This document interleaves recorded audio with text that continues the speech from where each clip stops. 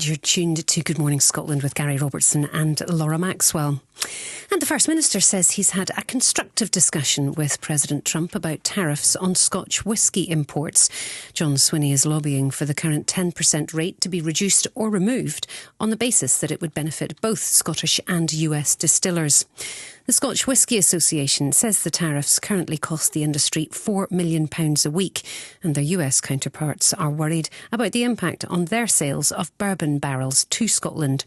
Well, Ian Houston is from the organisation Global Scot and is also a columnist for The Herald. I caught up with him shortly before we came on air to ask him how the visit went. Well, this was a significant visit. Scottish First Minister don't simply walk into the Oval Office. There's not really a precedent for that. The space is traditionally reserved for UK ambassador, the Prime Minister, and the Foreign Minister. And so while Scotland does not negotiate global trade agreements, it does carry a compelling voice when it comes to trade because trade with the US is quite significant. And so this is quite an important event. I think we need to mark it historically.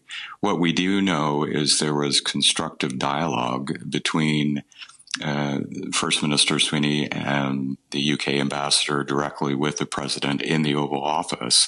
We don't know the details of that except for statements that the First Minister has made afterwards. But it's quite a historic moment to have the Scottish First Minister in the Oval Office speaking to the US president. And I suppose positive in terms of the relationship between the US and Scotland. Absolutely. I'm encouraged by this. I personally don't believe that tariffs are effective. Overall, perhaps there are some instances where they are necessary, but tariffs on whiskey and bourbon, I think, should be sort of a 0-0 situation.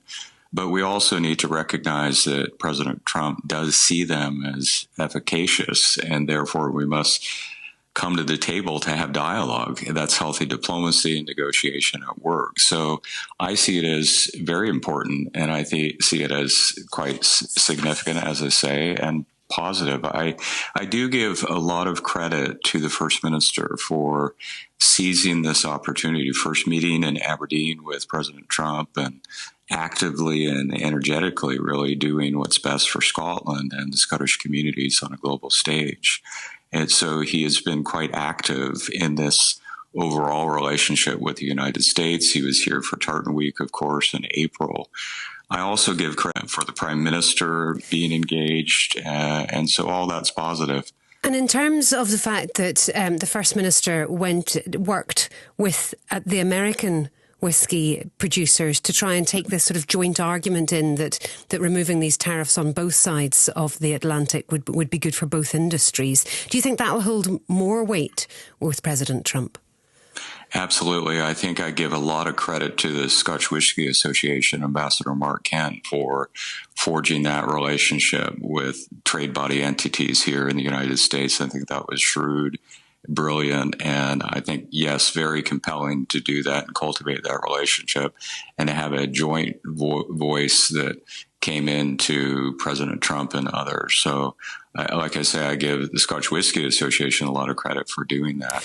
Diplomacy is heavy lift, as you know. There's a lot of bricklaying and shovels that are pulled out to dig roads that allow for this type of high-level diplomacy. So there are a lot of people and entities that deserve a lot of credit to get us to this point where we have the opportunity to advocate in this way. And I suppose the multi-million-pound question, though, is when do you think we'll find out if this last-minute dash to the States will come to anything for the industry here?